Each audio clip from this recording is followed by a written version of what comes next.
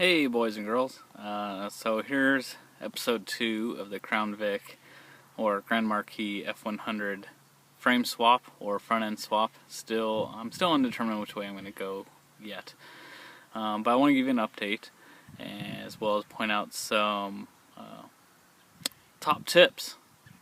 So here we go. And here she is. So this has taken me about 4 days to get to this point. Let me show you a couple of things. Where to start? I guess we'll start with let's start with the trunk.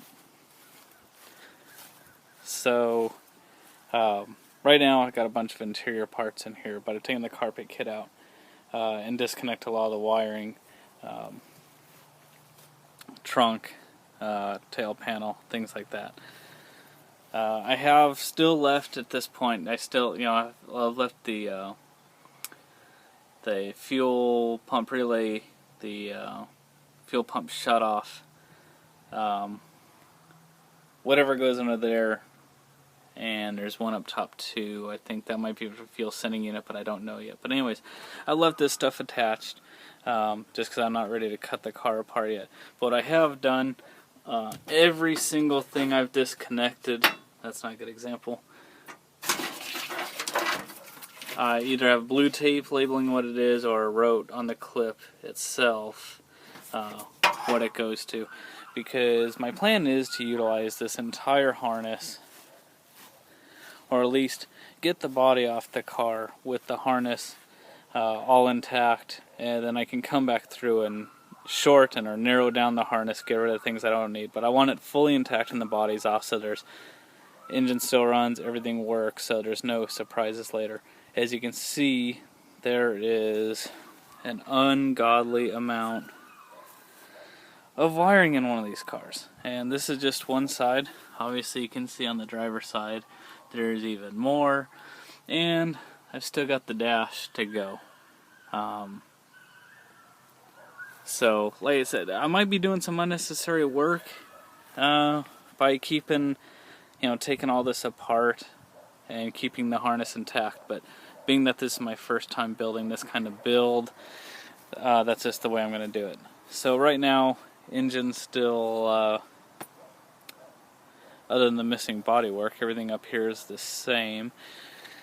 Here's something I've done. So I built a battery box, or a battery tray that also so it has a ground and the connection here to hold your fuse panel or your distribution box in place, because normally these go on the header panel and fender well, which are gone. So I did build that, so that way I can keep the car able to drive and move under its own power.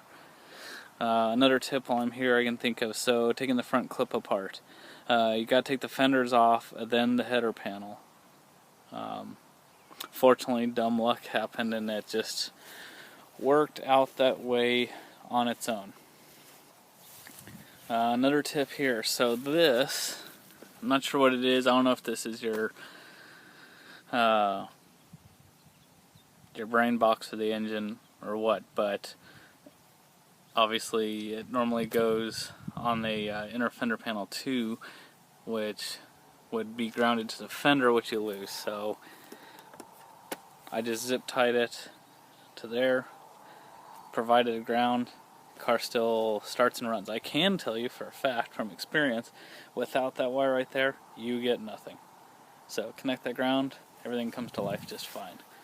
Like I said, lots and lots of wiring, and still more in there. I'm working on taking the dashboard out right now.